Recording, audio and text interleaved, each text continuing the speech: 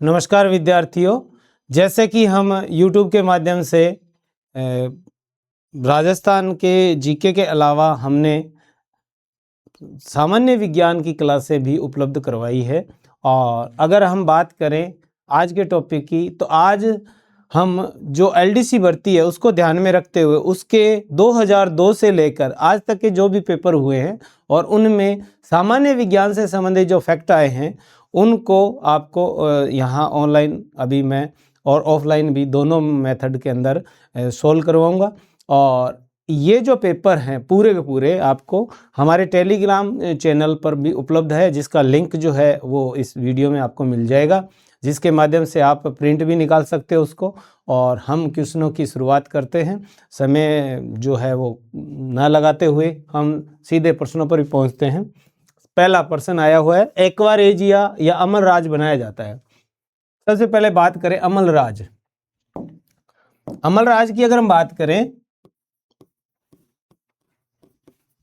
तो अमल राज को शाही विलियन भी बोलते हैं, शाही विलियन भी बोलते हैं, और अमल राज को एक्वारेजिया भी बोलते हैं।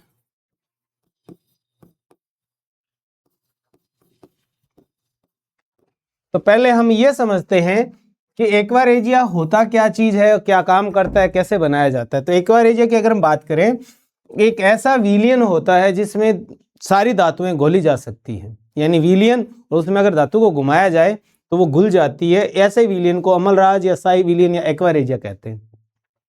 इसको बनाने के लिए HCl यानी हाइड्रोक्लोरिक अम्ल और HNO3 यानी नाइट्रिक अम्ल ये काम में लिया जाता है। हाइड्रोक्लोरिक अम्ल और नाइट्रिक अम्ल जितनी भी मात्रा में अगर इसको बनाना हो उतनी अनुपात होता है इनका निश्चित, कि ये 3 भाग और ये 1 भाग, या यूं कह सकते हैं कि HCl 3 और HNO3 जो है वो 1, यानी 3 अनुपात के 1 अनुपात में ये मिलाया जाता है। तो क्वेश्चन के अंदर हम देख लेते हैं कि अनुपात ही पूछा हुआ है, तो हम यहाँ देख लेते हैं। सबसे पहले देखिए, ऐसे प्रश्न आए जब आपको एक्यूरेट पता हो कि अनुपात तो क्या है, 3:1 है। तो इस प्रश्न में देखिए, ये 4:1 है, ये 4:1 है, ये 3:1 है, ये 3:1 है। इसका मतलब इन 2 में संभावना रहेगी, तो ये पहले ही हम क्रॉस कर लेते हैं। 2 में उत्तर मिलेगा। अब 2 में आपको देखना है, सबसे पहले इसमें लिखा है सांद्र नाइट्रिक अम्ल, तो नाइट्रिक अम्ल लिखा है तो 3 पहले इसके लिए है नहीं, तो ये भी गलत हो गया। इसका मतलब राइट आंसर हो गया इसका चौथा, एक्वारेजिया बनाया जाता है। तो आप याद रखोगे कि एक्वारेजिया जो बनाते हैं वो एक्वारेजिया बनाने के लिए इसमें मुख्य रूप से जो है 3 भाग HCl और 1 भाग HNO3 है वो काम में लिया जाता है। तो इसका पहला का आंसर हो जाएगा 4 नंबर। इसी तरह से अगर हम अगले क्वेश्चन पे जाएं, प्रोपेन के अणु में कार्बन कार्बन बंधों का CH बंधों से अनुपात क्या है। बड़ा ही शानदार प्रश्न बनाया है। ये प्रश्न पूछा है हाइड्रोकार्बन से, हाइड्रोकार्बन से। हाइड्रोकार्बन की अगर बात करें तो हाइड्रोकार्बन अचक्रीय श्रेणी के 3 होते हैं। 3 की बात करें तो एक होता है एल्केन, एक होता है एल्कीन और एक होता है एल्काइन। ये 3 तरह के हाइड्रोकार्बन होते हैं, जिसमें पेपर में देखिए लिखा हुआ है प्रोपेन, एन का मतलब इसके अंदर अनुलग्न जो लगता है वो एन लगता है, तो इसका मतलब ये एल्केन श्रेणी का है। और यहाँ हमारे को प्रोपेन का सूत्र निकालना पड़ेगा पहले। तो सूत्र निकालने के लिए आपको हमारे को ये पता चल गया कि इस नाम के अंदर जो है एन लगा हुआ है, तो ये इस श्रेणी का होगा। इस श्रेणी का जो भी हाइड्रोकार्बन होगा उसके लिए सूत्र होता है CnH2n+2। इसका मीन ये हुआ, यहाँ जो n दिया हुआ है तो वो कार्बन की संख्या को प्रदर्शित करता है, कार्बन की संख्या को प्रदर्शित करता है n की जगह। तो n का मतलब कितने कार्बन होंगे इसमें, तो ये लिखा हुआ है प्रोपेन। तो देखिए कार्बन अगर 1 होगा तो मेथेन, अगर 2 होगा तो एथेन और 3 होगा तो प्रोपेन। एक बार हम यहीं पर रुक जाते हैं, प्रोपेन। तो इसमें अगर हम बात करें तो ये जो इकाई है ये हटा दें अपने, तो एक कार्बन वाले को मैथ बोलते हैं, 2 को एथ बोलते हैं, 3 को प्रोप बोलते हैं, और ये एन लगा हुआ है तो इसका मतलब ये एल्केन श्रेणी का है। और इसमें कार्बन कितने हैं, तो 3 हैं। अब हम इसमें सूत्र बनाते हैं, तो देखिए सूत्र की बात करें तो इस सूत्र को देखिए, कितने कार्बन वाला बनेगा, 3। तो कार्बन के अंदर एक गुण होता है कि उसमें जो है श्रृंखला बनाने का गुण पाया जाता है। तो यहाँ जितने भी एल्केन श्रेणी के होंगे उनमें सारों में सिंगल बंध होते हैं, एल्कीन श्रेणी में एक डबल बंध होता है, और एल्काइन श्रेणी के अंदर ट्रिपल बंध होते हैं। तो इसका मतलब एल्केन श्रेणी में सारे क्या होंगे, सिंगल बंध होंगे, और चतुष्फलकीय होता है। तो अब आप बाकी के फलक जो है वो देख लेते हैं अपने, यानी बाकी के फलकों में हाइड्रोकार्बन में या तो कार्बन या हाइड्रोजन, ये 2 ही चीजें होती है। तो H के साथ में कार्बन जुड़ा होता है, तो देखिए ये कार्बन के साथ में H, यानी कार्बन की यहाँ चारों संयोजकता पूरी। इसमें देखते हैं तो इसमें 2 H लगेंगे, और इसमें अगर हम बात करें तो 2 H लगेंगे। अब आप कहोगे, कई बच्चे ये कह देंगे जी ये सीधा सूत्र कैसे बना दिया, तो अब आप देखिए इसके अंदर कितने कार्बन है, 3। तो यहाँ इसका सूत्र है CnH2n, तो इससे हमने ये सूत्र बनाया है। तो CN की जगह हम लिख देंगे ये संख्या, तो 3 आ जाएगा, और H की जगह H लिखा, और 2 की जगह 2 लिखा, गुणा किया, N की जगह फिर 3 लिखा, और उसमें 2 जोड़ा, तो क्या हो जाएगा C3 और H। देखिए 6 हो जाते हैं, 6 और 2 8 हो जाते हैं, तो कितने बने, C3H8। तो ये इस प्रोपेन का सूत्र है। अब इस प्रोपेन में क्या पूछा है, कार्बन कार्बन के बीच में बंधों का, तो कार्बन और कार्बन के बीच में बंध देखिए कितने, 1 और 2। तो कार्बन और कार्बन के बीच में बंध तो कितने, 2। कार्बन और हाइड्रोजन के बंध, तो कार्बन और हाइड्रोजन के बीच में बंध कितने हैं वो देखिए, 1 2 3 4 5 6 7 और 8। तो ये बंध हो गए 8। ये है C और H के बीच में, और ये 2 हैं C और C के बीच में। तो इसका मतलब 2:8 हो जाएगा। तो इसमें पूछा है कि पहले इसका अनुपात बताना है, यानी ये चीज बतानी है, और फिर ये बतानी है। अब हम सवाल के अंदर चले जाते हैं। तो एक तो है 1:4, एक है 4:1, एक है 1:3, और एक है 2:1। तो इसके हिसाब से अगर हम देखें तो 2 एकम 2 कटने पर देखिए क्या बनेगा। इतना सिंपल तो मैथ जानते ही, आप 2 एकम 2 हो जाएंगे, और 4 दूरे 8 हो जाते हैं, तो क्या बनेगा 1:4। तो राइट आंसर क्या हो जाएगा 1:4, यानी इसका पहला आंसर जो है वो सही होगा 1:4। तो ये इसका इस तरह से सवाल आया हुआ था, बहुत शानदार। फिर एक कार्बन का परत संरचना वाला अपरूप है। कार्बन के जो अपरूप पढ़ते हैं तो वो 2 प्रकार के होते हैं, क्रिस्टलीय और अक्रिस्टलीय।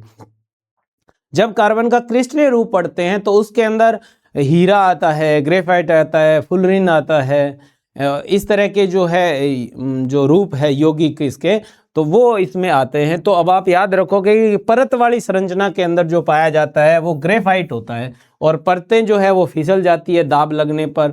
और ग्रेफाइट का यूज जो है वो किया जाता है शुष्क स्नेह के रूप में, शुष्क स्नेहक के रूप में इसका यूज किया जाता है, और यानी भारी मशीनों के अंदर घिसावट को कम करने के लिए और कार्यक्षमता उसकी बढ़ाने के लिए इसका यूज किया जाता है। अगला क्वेश्चन देखते हैं हम, निम्न में से कौन से यौगिक के अणु में एक द्विबंध है। अभी हमने एल्किन श्रेणी वाला देखा था, तो आप देखिए एल्काइन के अंदर तो होता है त्रिबंध एक, और एल्कीन के अंदर क्या होता है, डबल बॉन्ड होता है। तो जिसके नाम के पीछे इन लगा है वो ही क्या होगा, इसका आंसर होगा। तो देखिए इसके अंदर अगर हम देखें तो प्रोपाइन, सॉरी हाँ, द्विबंध नहीं है, नहीं है का मतलब आइन लगा हुआ है, तो आइन वाले के अंदर तो क्या होता है, ट्रिपल बॉन्ड होता है। तो इसका मतलब क्या हुआ, यही नहीं होगा, चाहे बाकी हमारे को पता हो चाहे नहीं हो। इससे हम ये सोल्व कर सकते हैं, क्योंकि प्रोपाइन के अंदर कन्फर्म एक ट्रिपल बॉन्ड हो, और यहाँ लिखा है कि किस में एक द्विबंध नहीं है, तो प्रोपाइन के अंदर द्विबंध नहीं है। अगला क्वेश्चन, भोजन बनाते समय बर्तन की तली बाहर से काली होना दर्शाता है, यानी ये बाहर जो बर्तन है वो काला क्यों होता है, ईंधन आर्द्र है, ईंधन पूरी तरह से नहीं जल रहा, भोजन सही तरीके से नहीं पका। भोजन का और बर्तन के अंदर से कोई रिलेशन नहीं बनेगा, तो ये नहीं बन पाएगा उत्तर। और ईंधन पूरी तरह से जल रहा है, अगर पूरी तरह से जल रहा है तो उसमें काले होने की संभावना नहीं रहती। अब इन दो के अंदर से देखें तो ईंधन पूरी तरह से नहीं जल रहा है, तो इस कारण से बर्तन जो है वो बाहरी सतह इसकी काली होती है। तो इसका आंसर होगा ईंधन पूरी तरह से नहीं जल रहा है। इसी तरह से अगला क्वेश्चन देखें हम। नए चिपकने वाले सतह से लेपित बर्तनों में उपयोग आने वाला बहुलक है। बहुलक होते हैं छोटे छोटे अणु भार वाले पदार्थों को जब एक जगह किया जाता है तो वो बहुलक बन जाता है। और इसमें बात करें तो एक टेफ्लॉन है, एक ऑर्नोल है, एक डेक्रोन है, एक रेयॉन है। तो देखिए इसके अंदर जो क्वेश्चन का आंसर बनेगा वो कौन सा बनना है, तो आपको ध्यान में रखना है। इसके अंदर सबसे पहले जो निकटतम उत्तर आता है इसका वो है टेफ्लॉन। नए चिपकने नॉन स्टिक कुकवेयर जो होते हैं उसके अंदर टेफ्लॉन लगा होता है। फ्रेयॉन 12 का सूत्र बहुत ही शानदार है। हम बार बार यूट्यूब के माध्यम से, ये पहले भी हमने इसको डिस्कस किया था।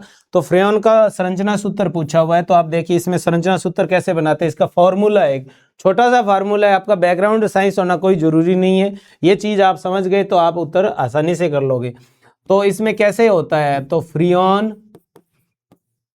XYZ, ये एक फार्मूला है सिंपल सा। तो इसको कैसे सोल्व करते हैं वो ध्यान से सुनिए। अब आप इसको, x का मीन होता है कि कोई भी आपको, जैसे ये सूत्र दिए हुए, इन सूत्रों में क्या चीज देखनी है, तो x की जगह लिख दोगे वो, तो कार्बन की संख्या देखनी है, कार्बन की संख्या देखनी है और उसमें से एक घटा देना है, वो x की जगह लिखना है आपको। तो अगर हम 12 की बात करें, फिर बाद में सूत्र देख लेते हैं। y की जगह होती है कि वो जो सूत्र दिया हुआ है फ्रीऑन का, उसके अंदर h कितने हैं, h की संख्या, h की संख्या प्लस 1 करना है।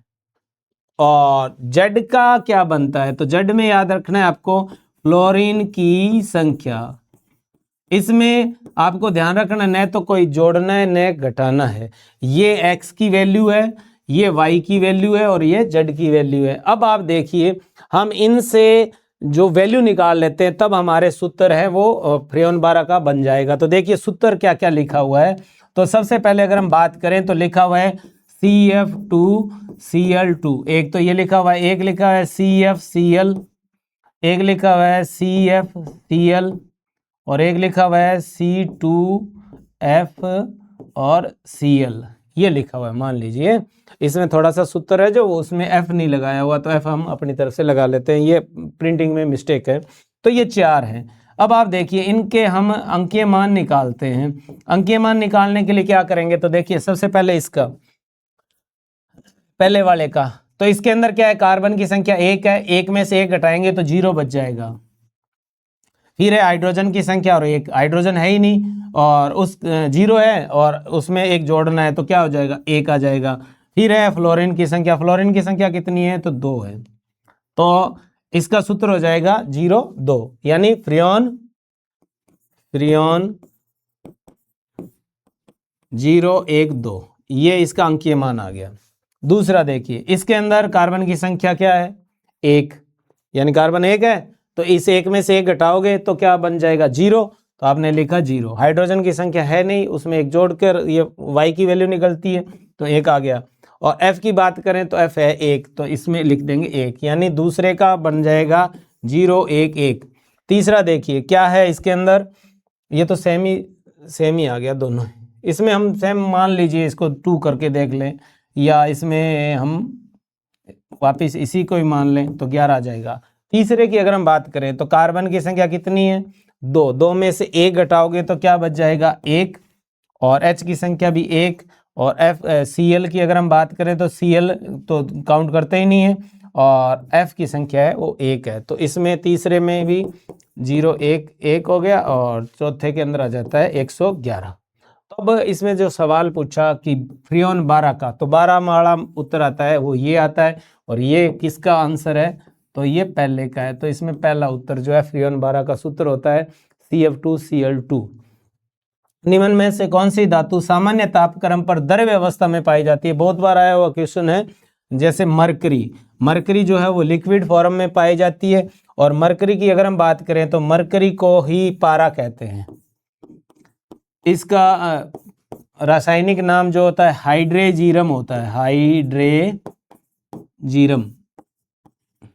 पारा भी बोलते हैं। संकेत आ जाए तो इसका H बड़ा और G छोटा, ये इसका संकेत होता है। तो इसका राइट आंसर हो जाएगा मरकरी।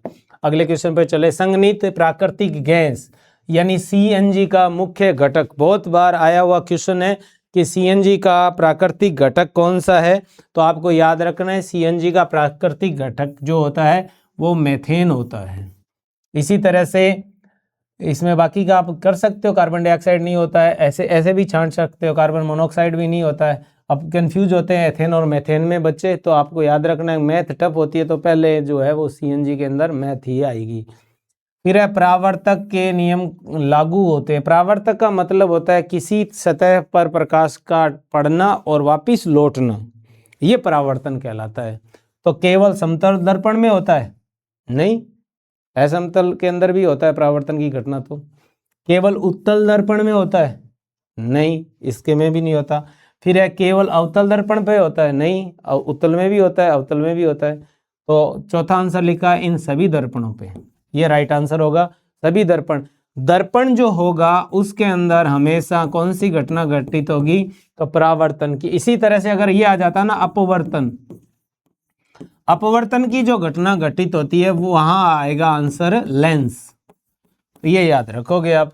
इसी तरह से अगर हम अगला क्वेश्चन, सतीश धवन अंतरिक्ष केंद्र, ये सीधे रटे वाले हैं, याद रखना है श्रीहरिकोटा के अंदर है।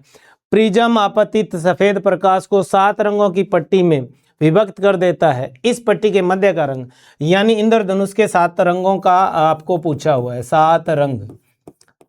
7 रंग की बात करें तो एक ट्रिक जैसे बनी हुई है ना, बेनी आह पीनाला, बेनी आह पीनाला।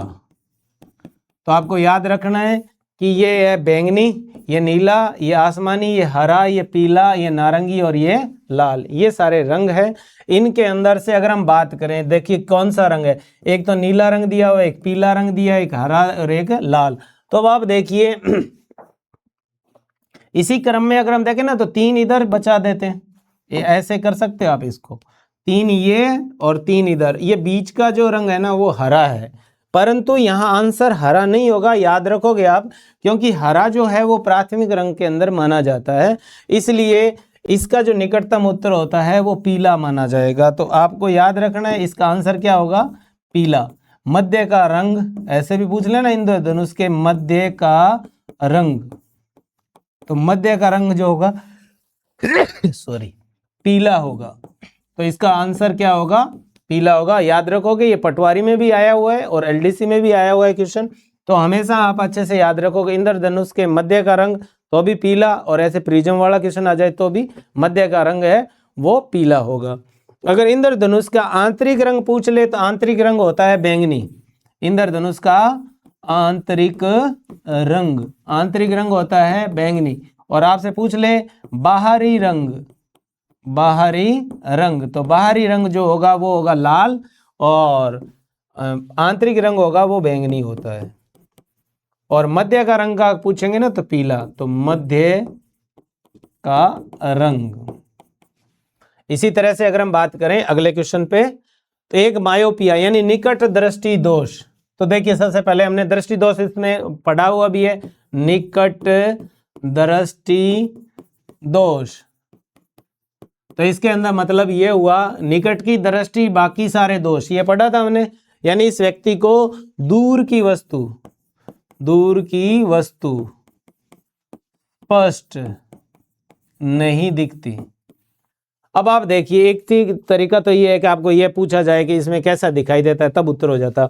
दूसरा, एक बार हमने ऑप्शन नहीं पढ़े, हम थोड़ा सा इस टॉपिक पे ही देख लेते हैं, तब उत्तर करने में अपने को आसानी रहेगी। हमने पढ़ा था ट्रिक के दौरान, उसमें ये पढ़ा था कि उत्तल होता है एक लेंस और एक होता है अवतल, और इसमें हमने ये भी पढ़ लिया था कि भी जब लेंस मिलाने की बात आए ना तो एक तो होता है निकट दृष्टि दोष और एक होता है दूर दृष्टि दोष। मैंने कहा था ये अक्षर जो है वो ज़्यादा है, ये अक्षर कम है, इधर अक्षर कम है और इधर भी ज़्यादा है। तो कम कम के साथ ज़्यादा ज़्यादा के साथ मिलाने हैं। तो निकट दृष्टि दोष में ज़्यादा अक्षर है, इधर लेंस के अंदर जो ज़्यादा अक्षर वाला लेंस है वो अवतल है। तो निकट दृष्टि दोष से पीड़ित व्यक्ति को अवतल लेंस लगेगा। अब प्रश्न देखते हैं क्या कहता है प्रश्न। तो देखिए, यह पास की वस्तुओं को साफ देख सकती है, बात सही है क्या सही नहीं है पूछा है। तो ये पास की वस्तुओं को साफ देख सकता है। अभी हम बात कर रहे थे निकट की दृष्टि, यानी उसकी तो वस्तु साफ दिखती है निकट की। तो यह दूर की वस्तुओं को स्पष्टता देख नहीं सकती, ये बात सही है। यानी निकट दृष्टि दोष से व्यक्ति है जो दूर की वस्तु साफ नहीं देख सकता, दूर की वस्तु स्पष्ट नहीं दिखाई देती। दूर की वस्तु का प्रतिबिंब रेटिना के सामने बनता है पर रेटिना पर नहीं बनता। और चौथा, इस प्रकार की आंख का दोष उत्तल लेंस की सहायता से सही किया जा सकता है। बस यही भाई साहब ने गड़बड़ करी है इसमें, याद रखोगे। इस दोष से पीड़ित व्यक्ति को कौन सा लेंस लगाएंगे, तो इसमें लगाते क्या है, अवतल।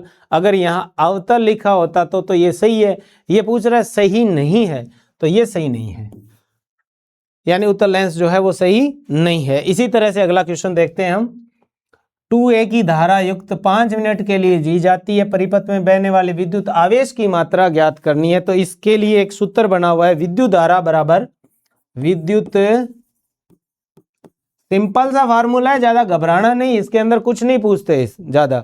विद्युत धारा बराबर आवेश बटा समय होता है, आवेश बटे समय। ये JN के पेपर में भी आया हुआ है एक बार क्वेश्चन, तो ध्यान रखोगे। विद्युत धारा को एम्पियर में मापते हैं तो I सिंबल आता है इसका।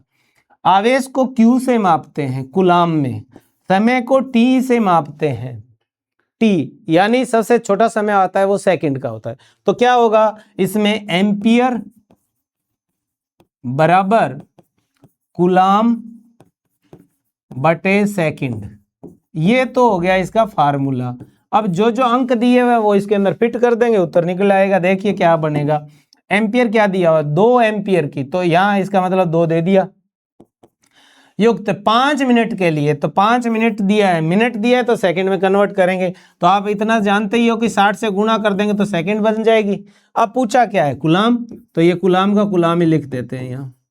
अब अपने गणित का फार्मूला लगा लेते हैं। कूलाम भाई साहब को यहीं छोड़ दें, इसको इधर इसके पास ले जाएं, तो क्या हो जाएगा, 2 गुणा 5 गुणा 60 बराबर हो जाएगा कूलाम।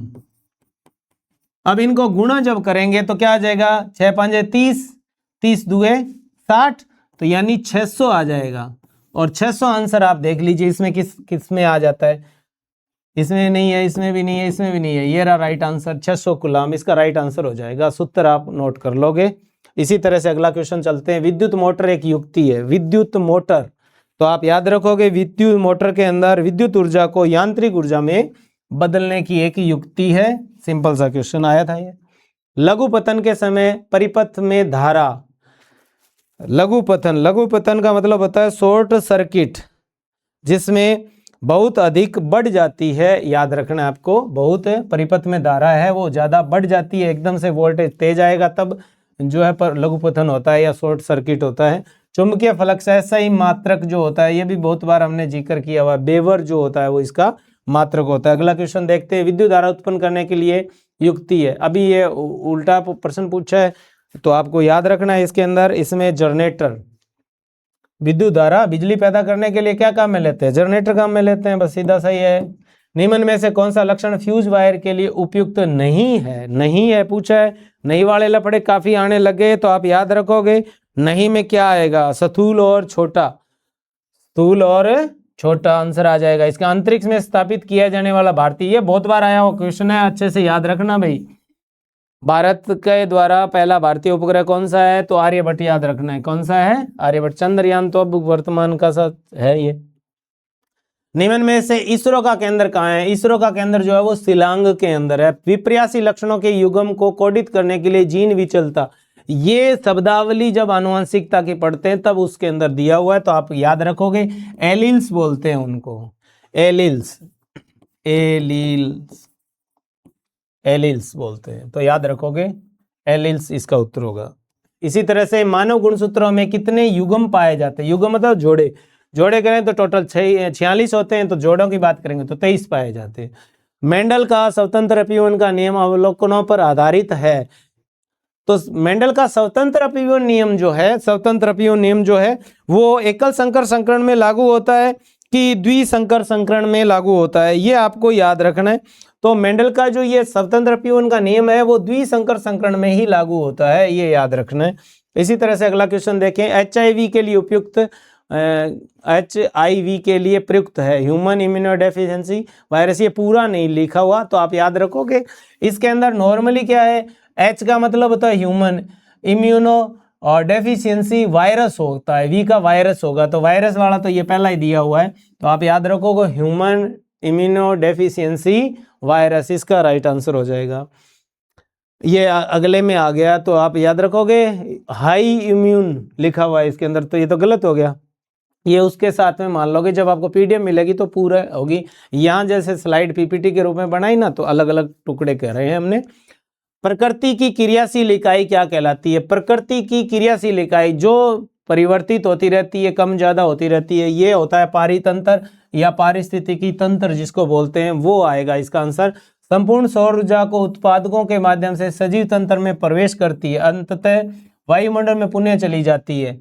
ये किसका से संबंधित है? स्थित ऊर्जा के रूप में, ऊष्मा रूप में, प्रकाश के रूप में या कार्बनिक पदार्थों के रूप में? तो आपको इसका आंसर देना है कि इसके अंदर कौन सा राइट आंसर बनेगा। तो आपको याद रखना है ये ऊष्मा की बात कर रहा है, ऊष्मा के रूप में। नेक्स्ट क्वेश्चन की बात करें, निम्न में से कौन सा एक असंक्रामक रोग है? दो प्रकार के रोग होते हैं मुख्य रूप से, संक्रामक और असंक्रामक। असंक्रामक रोग वो होते हैं जो किसी बाहरी कारक से नहीं होते। बाहरी कारक का मतलब ये हुआ कि ये बाहरी कारक जैसे बैक्टीरिया है, अमीबा है, कवक है, वायरस है, ये कारक जो होते हैं इनसे जो रोग होते हैं वो संक्रामक होते हैं। असंक्रामक शरीर की के अंदर पोषण की अधिकता या न्यूनता से होने वाले रोग हैं। तो अब आप याद रखोगे इसके अंदर कि सामान्य जुखाम है वायरस से होता है, ये बैक्टीरिया वाला हो गया, ये वायरस से होता है। तो उक्त रक्तचाप, हाई ब्लड प्रेशर जो है वो इसका राइट आंसर है, असंक्रामक रोग है। निम्नलिखित में किस में पराजिनी जंतुओं का उत्पाद अधिकतम संख्या में किया जा सकता है, यानी जिससे बाई प्रोडक्ट जो है बायोटेक्नोलॉजी के माध्यम से ज्यादा किया जा सकता है, तो उसमें सबसे ज्यादा संख्या जो जीवों की पैदा करने की है वो क्षमता चूहे की होती है। 15 दिन का गर्भकाल होता है, 15 दिन के अंदर फिर पैदा और फिर 15 दिन में, हर 15 से 20 दिन के अंदर ये जो इसका गर्भकाल छोटा होता है तो जीव ज्यादा पैदा किए जा सकते हैं। तो राइट आंसर हो जाएगा चूहा। निम्न में से आनुवंशिक रूप से रूपांतरित फसलों के लिए सत्य नहीं है। ये लंबा प्रश्न है, जब ये टॉपिक पढ़ेंगे तो क्योंकि टॉपिक पर आधारित होते हैं, तो यहाँ मैं सीधा ही आपको राइट आंसर बताने का प्रयास करूंगा। तीसरा ऑप्शन है आनुवंशिक रूपांतरित खनिज उपयोग की क्षमता को कम कर देते हैं, ये इसमें सत्य नहीं है। बाकी सारे सत्य हैं, ये भी सत्य है, ये भी सत्य है और ये भी सत्य है। तो राइट आंसर इसका कौन सा सत्य नहीं है पूछा तो ये आंसर बनेगा। किसी वन के शीर्ष ऊर्ध्वाधर स्तर पर या परत में होते हैं, तो हमेशा कौन होते हैं? तो याद रखना है वृक्ष होते हैं, क्योंकि पेड़ ही जीवन का आधार बनाया हुआ है। निम्न में से कौन सा प्रक्रम वायुमंडल में कार्बन डाइऑक्साइड मुक्त नहीं करता?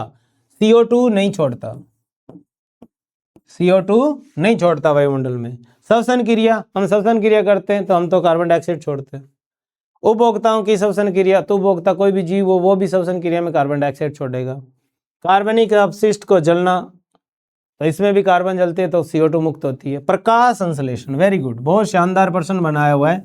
प्रकाश संश्लेषण की जो क्रिया होती है उस क्रिया के अंदर पौधा जो है वो ऑक्सीजन गैस छोड़ता है, ये याद रखनी है। प्रकाश संश्लेषण में कौन सी गैस? ऑक्सीजन। तो इसका क्या होगा? कार्बन डाइऑक्साइड मुक्त नहीं करता, तो ये नहीं करता मुक्त, तो राइट आंसर हो जाएगा प्रकाश संश्लेषण। मधुमक्खी पालन कहलाता है, तो मधुमक्खी पालन को कहते हैं एपीकल्चर। सेरीकल्चर होता है रेशम कीट पालन, रेशम कीट पालन को सेरीकल्चर कहते हैं। एग्रोनॉमी में फसलों का अध्ययन किया जाता है, फसलों का अध्ययन किया जाता है। हॉर्टिकल्चर में फल और सब्जियों का अध्ययन किया जाता है, फल और सब्जी का। पोमोलॉजी में जैसे फिर इसका डिवाइडेशन हो जाता है हॉर्टिकल्चर का, फलों का अध्ययन होता है वो पोमोलॉजी में आ जाएगा, पोमोलॉजी। अगर ये आता है ना तो पोमोलॉजी में फलों का अध्ययन होता है। सब्जी में ओलेरीकल्चर आ जाएगा, ओलेरीकल्चर। ओलेरीकल्चर में सब्जियों का अध्ययन हो जाएगा, और दोनों का संयुक्त अध्ययन करेंगे तो वो हॉर्टिकल्चर में आ जाएगा। फल और सब्जियों का अध्ययन सामूहिक रूप से करते हैं हॉर्टिकल्चर। एग्रोनॉमी में फसलों का होता है, सेरिकल्चर में रेशम, तो इसका मधुमक्खी में एपीकल्चर आएगा। केंद्रीय भेड़ प्रजनन फार्म है, ये सीधा रटे वाला प्रश्न है, याद रखोगे। केंद्रीय प्रजनन फार्म जो है वो हिसार हरियाणा के अंदर है। अगला क्वेश्चन देखिए, आरएच कारक संबंधित है, तो आरएच कारक का संबंध किससे होता है? ब्लड से, हाँ ब्लड, तो इसका राइट आंसर हो जाएगा रक्त से। आरएच जो होता है, आपसे पूछ ले कि आरएच कारक क्या होता है, तो आपको याद रखना है आरएच कारक होता है एंटीजन। आरएच कारक क्या होता है? एंटीजन, प्रतिजन होता है ये। और सबसे पहले खोजा किसमें गया था, तो आपको याद रखना है ये रीसस मकाका नामक बंदर में खोजा गया था। नुमोनिया का रोगजनक है, तो आपसे एक कारक पूछा है, बताइए कि नुमोनिया किससे होता है। तो आप देखिए, नुमोनिया जो होता है वो बैक्टीरिया से होने वाला रोग है, तो नुमोनिया का कारक जो हो गया वो जीवाणु होता है, क्योंकि हम जानते हैं कि प्रोटोजोआ से तो कौन सा होता है, तो याद रखो कि मलेरिया जो होता है वो प्रोटोजोआ से होता है, स्पोरोजाइट प्लाज्मोडियम से इसकी एक अवस्था होती है। विषाणु से तो बहुत है, एड्स हो गया, जैसे वो कवक से है, जो दाद खाद खुजली जो होती है वो कवक से होती है।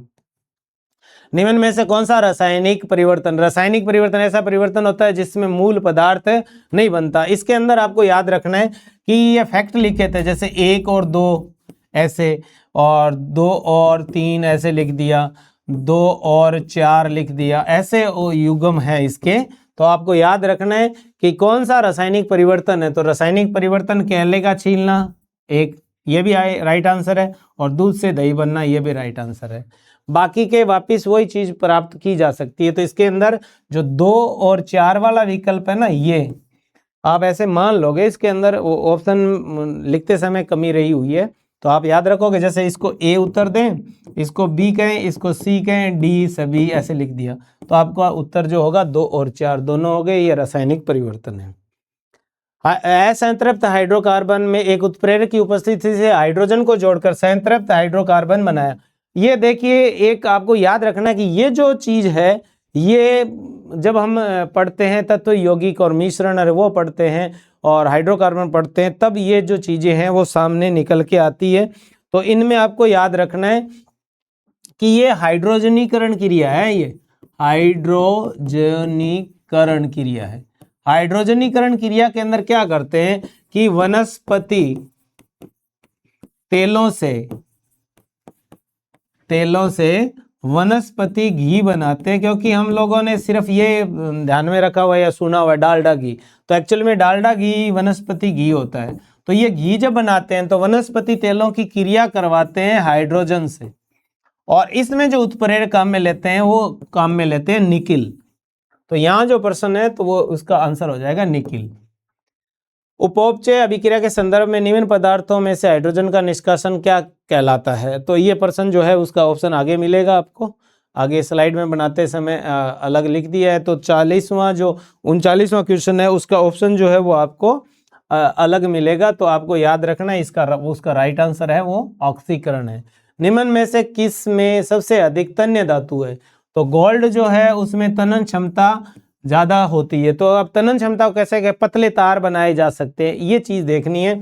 तो इसमें 1 ग्राम जो सोना होता है उससे 2 किलोमीटर लंबा तार बना सकते हैं। तो तनन क्षमता सर्वाधिक जो होती है वो गोल्ड की होती है। गोल्ड को अगर आप देखें तो ऐसे भी लिख सकता है एग्जामिनर, संकेत लिखेगा तो AU लिख सकता है, और रासायनिक नाम लिखेगा तो उसको ऑरम भी कह सकता है। तो आप याद रखोगे, गोल्ड को सोना भी बोलते हैं, सीधा सोना लिखा है तो भी उत्तर हो जाएगा इसका, यानी सोना चांदी ऐसे लिख दे, या ऑरम लिख दे, प्लेटिनम ऐसे नाम लिख दे, और संकेत लिखेगा तो AU लिखेगा। अगला क्वेश्चन देखते हैं, कौन सा यौगिक अम्लीय और क्षारीय दोनों व्यवहार दर्शाता है। बहुत शानदार क्वेश्चन बनाया हुआ, ये रटे वाला ही क्वेश्चन है, आप याद रखोगे। इसमें एल्यूमिनियम Al2O3 ये आंसर है इसका। निम्न में से सर्वाधिक क्रियाशील धातु है, इनमें सबसे ज्यादा क्रिया, ये रटे रटा ये प्रश्न है, इनको आपको अच्छे से ही वैसे ही याद रखना है।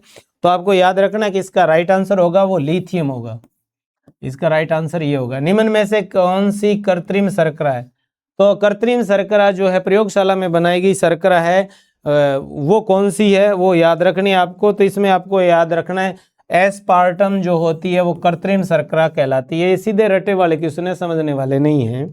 इसी तरह से ये जो पुराने एलडीसी साथ में मैंने लिखा है, जैसे 2011 के अंदर आया है, ये एलडीसी 2011 में आया हुआ है, तो आपको याद रखना है। ये सीएनजी वाला वापस आ गया है क्वेश्चन, याद रखोगे। अभी हम थोड़ी देर पहले पढ़ के आए थे, कंप्रेस्ड नेचुरल गैस, संपीड़ित प्राकृतिक गैस मेथेन होता है। देखिए नॉन स्टिक वाला भी वापस आ गया, तो किससे बना होता है आप ध्यान में रखोगे ही, क्योंकि हमने इसको पहले भी पढ़ा था। टेफ्लॉन जो है वो इसका राइट आंसर है। इसी तरह से अगर हम अगला क्वेश्चन देखें, आज हम 50 तक क्वेश्चन को करेंगे, बाकी के अगले वीडियो के माध्यम से कर देंगे। और क्योंकि लगभग ये 150 का है, तो समय अभाव के कारण थोड़ा सा ये वीडियो नहीं बन पा रहे, तो परंतु आप ये याद रखोगे कि हम इसको पार्ट फर्स्ट पार्ट सेकंड इसके माध्यम से कर लेंगे, और आप इनको बार बार रिवाइज करोगे। पेपर के अंदर जो क्वेश्चन है वो बार बार रिपीट होते हैं, क्वेश्चन ऑप्शन बन जाते हैं और ऑप्शन क्वेश्चन बन जाते हैं, ऐसे करके 2 क्वेश्चनों को जोड़कर दे देते हैं, यानी फैक्ट तो वो ही रहने हैं। निम्न में से एक कौन सा भौतिक परिवर्तन नहीं है, तो इसका मतलब क्या है, रासायनिक परिवर्तन ढूंढना है आपको। जल का नमक में घुलना, वापिस अलग कर सकते हैं, जल का क्वथनांक पर वाष्प में बनना, और बर्फ का गलनांक पर जल बनना, द्रवित पेट्रोलियम का दहन।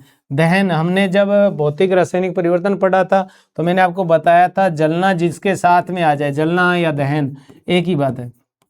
तो ये जो आएगा वो रासायनिक परिवर्तन होता है, एक को छोड़कर। वो एक क्या छोड़ना था, वो आपको याद रखना है, बल्ब का जलना। बल्ब का जलना अगर आ जाता तो ये भौतिक हो जाता, परंतु यहाँ पेट्रोलियम का जलना है, तो इसका मतलब भौतिक परिवर्तन नहीं है, तो राइट आंसर हो जाएगा द्रवित पेट्रोलियम का दहन। अगला है OF2 में ऑक्सीजन का अनुपात। ये करेंगे ना तो ये आपको याद रखना है कि ये मात्रा जो है ऊपर नीचे चली जाती है, तो इसमें आप देखोगे कि O की ऑक्सीकरण का अंक है, तो ये जो अंक आएगा ना ऊपर वाला, ये इसकी संयोजकता है। तो आप देखोगे इसके अंदर उत्तर जो बनेगा वो कौन सा होगा, तो देखिए इसके अंदर जो उत्तर आएगा वो +2 आएगा, ये उत्तर है इसका राइट आंसर। इसी तरह से हीमोग्लोबिन में धातु कौन सी होती है, तो याद रखना है आपको, आयरन पाया जाता है।